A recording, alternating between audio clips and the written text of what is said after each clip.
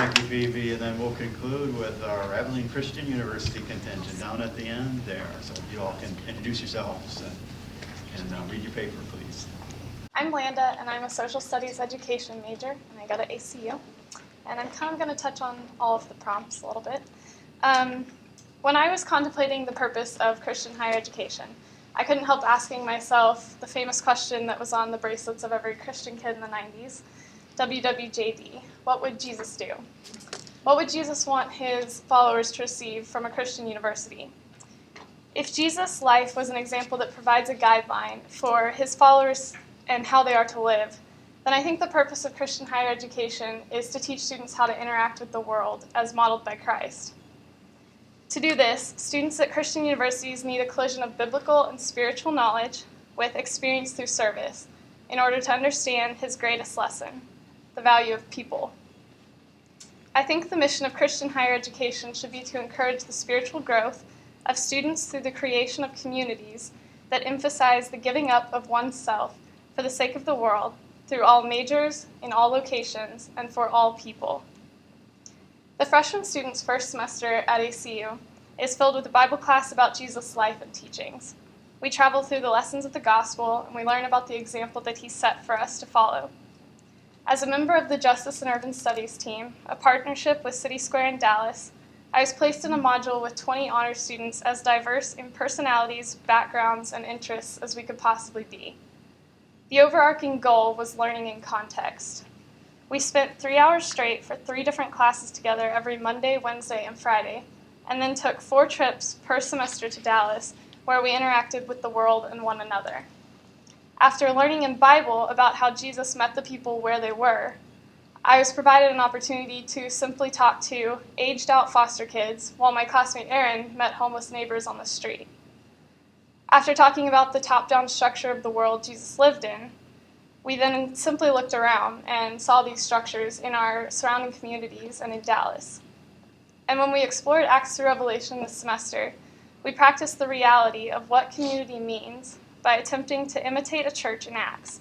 We met every Thursday in our professor's home to break bread. When I think about why these experiences through the Justice and Urban Studies team were so powerful, it's because I think it's so central to what I believe Jesus would support as the purpose of Christian higher education. I hear my friend Julie's words ringing in my ears. I hear her saying she wants this whole community thing, this vulnerability, this openness, and this model of Christ's love for one another to be available to everyone. I feel her saying, if this is what education can look like, then it's something I want to be a part of. And I feel her saying that because we're both education majors. And to potentially create communities of the kind that we've been a part of is the kind of mission work we want to do. It's creating peace out of chaos, and what more could we ask for? The most important lesson we learned together that caused everything to fall into place is simple, but it's so much deeper when you put it into context. The lesson is this: everyone we meet can teach us something that we don't know. People are valuable and people matter. Relationships are what bring people together, and that's how we share the good news. We're called to give ourselves up for the world because there will always be enough love and enough life in order to make a self-sacrifice. I'm currently reading a book by Shalene Bryan called Love, Skip, Jump, and I found this short yet profound piece of wisdom in it that I think goes along with the purpose. She says, I do not want to spend my life trying to save it. I don't want to spend the next 3 years of my college education trying to make the most out of it by not doing anything. And so this means that every person that I decide to disregard as unimportant, not worth my time, or worthy of unconditional love might be an opportunity that I miss out on to either learn something, help someone, or simply exemplify the love of Christ. Our challenge in the first semester included Matthew 5:46 about loving everyone, including those who don't love us back. True Christ-like love is not about what we can receive, but what we will give. We can afford to give everything that we have away. I walked alongside 20 people that were different than me in many ways, and it shouldn't have worked, but it did. As soon as we were taught a life lesson, we were challenged to put it into practice. This was our collision of knowledge and experience through service.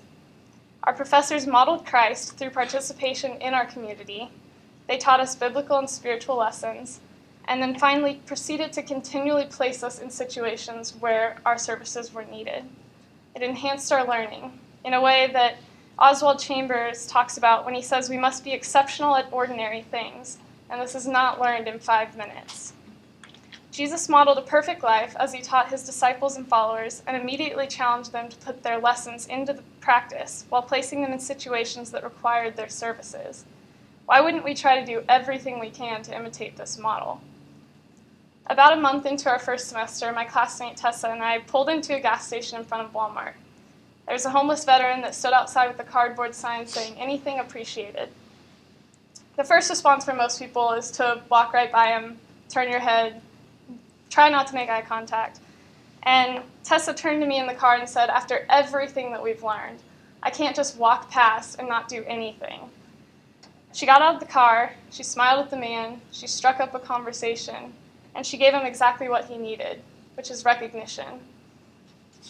Whether it's a smile, a dollar bill, a handshake, a wave, what people really want to know is that they have worth in another's eyes.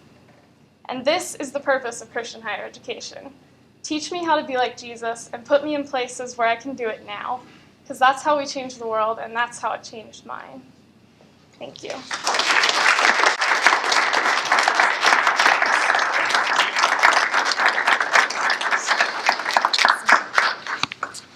Hi everyone, my name is Courtney T. I'm a sophomore at ACU and I am studying International Relations and Comparative Politics. And my paper is entitled, "How Can We But Bring Justice?" Well, first of all, it takes considerable audacity for a sophomore in college to declare the purpose of Christian higher education in the 21st century. There's much I've yet to consider, much less understand, and I have much, much more left to learn. But that being said, let me try to paint a picture for you of one very unique vision for Christian higher education. This is the vision that I've been engaged in for the last year, and it's one that runs much deeper than knowledge gains in a classroom or mission statements painted on a wall. As Landa has already described, I'm a part of a program called the Justice and Urban Studies team, a partnership between Abilene Christian University and the Dallas-based nonprofit City Square, which is an organization dedicated to fighting poverty at its root. As a part of the ACU at City Square program, my first year has involved a close proximity, if not collision, of theory and practice. My cohort of 20 students goes to class as usual and studies in a variety of disciplines, but we're also deeply engaged in the work of City Square. A reflection upon my freshman year is this overflow of experiences and learning, and perhaps more profound than any of that, powerful memories. You see, I have these memories of sitting in meeting rooms with Dallas's leading thinkers on poverty and justice, CEOs, directors, founders from all disciplines collaborating alongside us, college freshmen, about the city's critical challenges. I have memories of talking to brilliant kids about their power to change their community in a school that's 98% free and reduced lunch in one of the poorest communities in Dallas. We would sit in these classrooms with paint peeling off of colorless walls and police officers patrolling the hallways as if it was a prison, but those kids would dream without limits. I remember feeling the hot tears of a former felon drip from his cheek to my arm as we sat outside a homeless shelter one hot afternoon. He told me his story, one laden with anguish. His eyes swam with pain as he leaned in close and he asked questions of me like, "Where is God right now?" You see, this collision of theory and practice is a push, a shove perhaps, over the edge of simply hearing and accepting and memorizing that pervades our current educational model.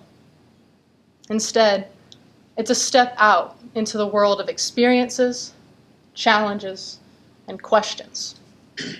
And these experiences are not separate from my work at ACU. On the contrary, they have deeply informed my learning. You see, suddenly, in a real context, mindful inquiry is of vital importance. We're asking questions about real problems, with real faces and real consequences behind them. Wrestling with the issues of justice, peace, and truth becomes commonplace, and themes like mindfulness, inquiry, and communities of informed judgment take on special importance. Perhaps, above all, we come face to face with the model of Jesus. This is what has the potential to set a Christian education apart, for we approach our work from a fundamentally different theoretical framework, one that expects action, one that models service. We claim the way of Jesus as our defining narrative, and in that we claim the way of one who gave himself away for the sake of the world, who became obedient even to death. If then this is our way, then we pursue the privilege of education so that we may steward well our gifts and use them not for our own sake, but for the sake of the world. We engage the critical challenges of our time and seek to bring justice because we believe that the kingdom of God has broken in and beckons us join the rebellion against comfortable complacency, mindless selfishness, and therapeutic moralism. The purpose of a Christian higher education revolves around the pursuit of inquiry, mindfulness, and a community of informed judgment in the light of the life and death of the Son of God. And with this comes an absolute obligation to stand shoulder to shoulder with the hungry, the marginalized, the poor, the oppressed, and give ourselves to be broken and poured out on their behalf. This is not central to the current Christian higher education model. And I would suggest that in our increasingly post-Christian reality, where a college degree seems to be losing value by the day, we must move towards putting theory into practice for the cause of justice. This is for the sake of meaningful, shaping, valuable learning, but it is also for the sake of the world. We are inevitably a participant in the work of God in the world, even in our education. So the question is, will our pedagogical exercise reflect passiveness or participation? This is my hope. Let us move towards a place where Christian and education are not merely co-inhabitants in a name, but rather inextricably intertwined pursuits. Let us use our unique resources to manifest mishpat and tzedakah, justice and righteousness.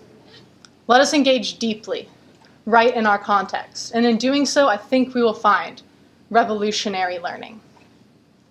I would like to leave you with a thought from one of Dallas's top architects and leading thinkers on justice, a man named Brent Brown of BC Workshop. He once said to our group, "The question is not, how can we bring justice? The question should be instead, how can we not bring justice?"